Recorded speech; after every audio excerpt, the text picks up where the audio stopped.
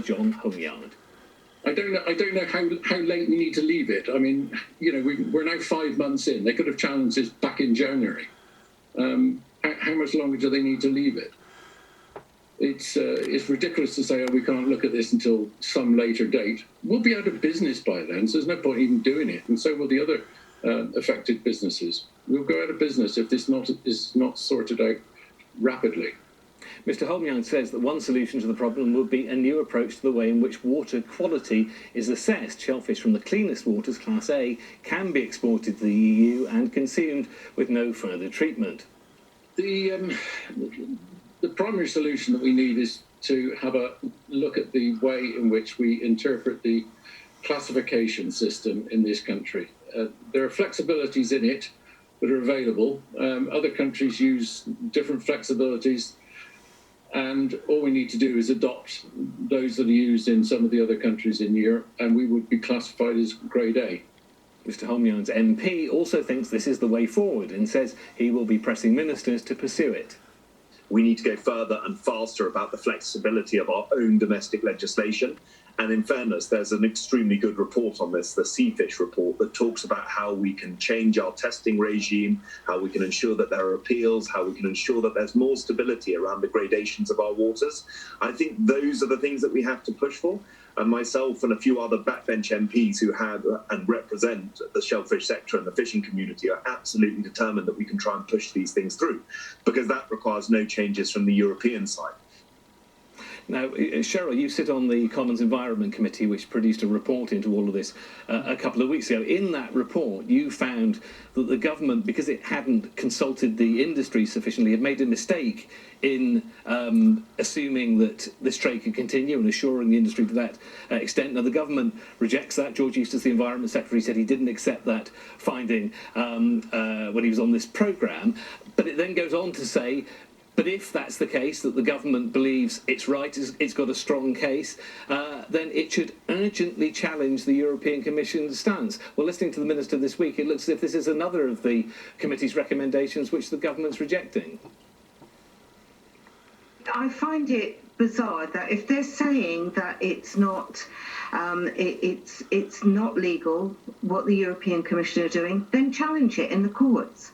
And the other thing that I can't understand, Martin, is why we are allowing imports to come the other way, unhampered, and yet we are accepting this treatment of our shell fishermen. And I just feel that now is the time for DEFRA to step up to the mark, to start taking action on a like-for-like basis. And I know as a Conservative MP you would expect me to defend the Fisheries Minister completely, but I'm afraid I think there is DEFRA are left wanting here, and I'm calling on them to, as the EFRA Select Committee did, to start to take action, to start to show support, and I will be watching very carefully to make sure that they do. OK, Carol, we've heard a lot from Luke, as you'd expect, as Shadow Environment Secretary over the last few weeks and months. What do you make of this, and what might the Greens do if they were in power to try to ameliorate this situation? Well, it's quite clear that the problem is that our rivers are in a parlous state, and that only 14% of the UK rivers are considered ecologically sound. And here in Cornwall, we have B-class rivers instead of A-class rivers, where we could export with no problem at all. So what are the issues we really need to tackle? You have to look at this long term. We have to get our rivers back into some sort of state and condition where we can grow shellfish well. And here, down in the Fal Estuary, we have two major issues. We have agricultural runoff and we have sewage discharge. And these issues have got to be tackled immediately with resources from the Environment Agency. But I mean, you say that's long term. Clearly, these businesses are saying we've got hardly any time, and John Homeyard and the rest of them, they want some kind of solution by September when the season starts again, because they've already lost half a season already. And the question is, how much longer can they go on with no business? I understand the pressures of the business and the seasonality of it as well. So down here in Cornwall, the previous administration that has actually been voted out was in the process of organising for Cornwall an arrangement with Brittany Ferries and the Port of Roscoff to deliver direct from Cornwall to France so that they could reopen. But you need to be able to export the product. If you're banned from exporting the product, it doesn't matter how you get it there, does it? I mean, I know that the problem is the purification process. Once shellfish are purified, they have a much shorter shelf life. So shipping them up to London in lorries and then across the ports across, it takes too long. So it needs to be shortened. Okay. So it's about helping shellfish farmers with purification and quicker access to markets in France. Okay, Luke, obviously you followed this closely. What do you make of the latest twist? Oh, what a mess this is. It was an abject failure to prepare for Brexit. Fishers were promised a sea of opportunity by the government, and they have been utterly, utterly betrayed, I'm afraid.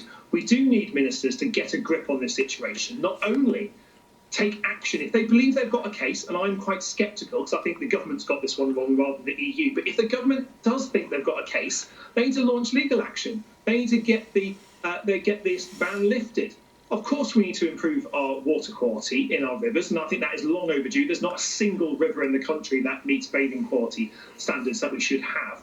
But we need to make sure that for those people working in the shellfish export industry, they're getting the support they need, because they've had months and months and months of a ban that stops them exporting, that stops them having a viable business. I really worry by the time the government actually starts prioritising this, those businesses will be out of business. They'll be gone, and we will have lost this really important industry for the Southwest and the export revenues that we derive from it. That's why we need ministers to really start acting faster on this area here. And I'm afraid at the moment there's too many excuses, too many heels being dragged along the way, and we're not getting the support that we need for this industry. Really not good enough. Okay, on this issue, which clearly Anthony Magnell, John Homeyard's MP, has taken up and plans to take up in a big way, of trying to some way change the way we classify waters. The Environment Secretary said a couple of months ago this had been looked at and it wouldn't make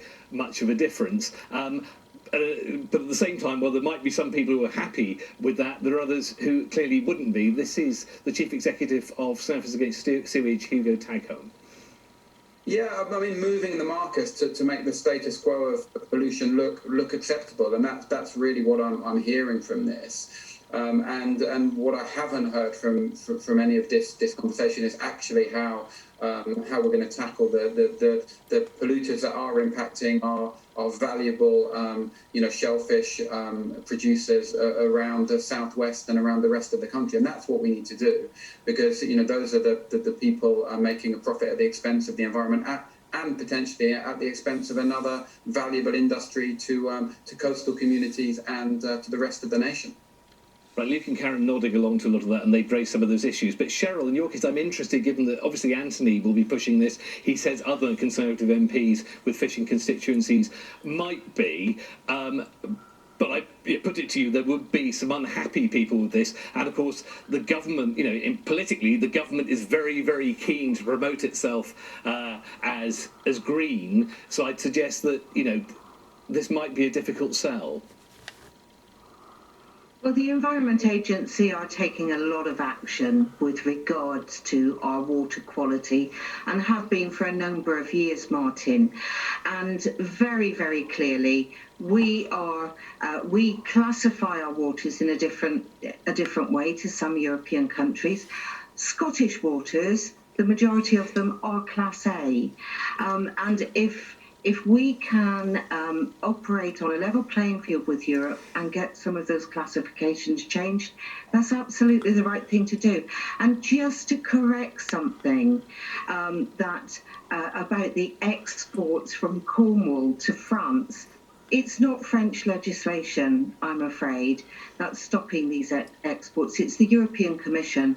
And so any French minister can do a deal with Cornwall Council as much as he likes, but it's still not going to resolve the situation because it is actually the European Commission. They're in a club of 27. And the sooner Cornwall Council or the former Cornwall Council understand that, instead of putting out misinformation, then the better we will be. Okay.